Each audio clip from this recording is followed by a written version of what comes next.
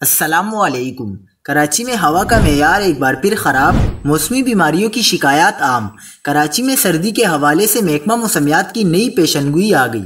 کیا آپ حالات حاضرہ سے آگاہی حاصل کرنا چاہتے ہیں؟ خبر کے پیچھے چھپے اصل حقائق جاننا چاہتے ہیں تو ابھی سبسکرائب کیجئے جلمل پاکستان کو اور ساتھ ہی گھنٹی کے نشان پر کلک کر دیں۔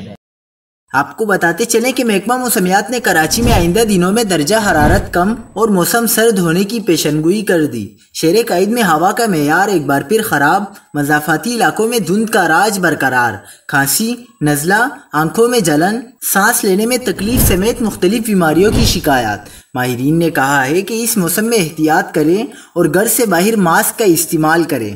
کراچی میں اگلے 6 روز تک موسم معمول کے مطابق رہے گا۔ زیادہ سے زیادہ درجہ حرارت 32 سے 34 ڈگری اور کم سے کم 17 سے 19 ڈگری تک متوقع ہے۔ موسم سرما کا آغاز 20 نومبر کے بعد ہونے کی امید ہے۔ اس سال سردیوں کی آمد میں تاخیر ہو گئی ہے۔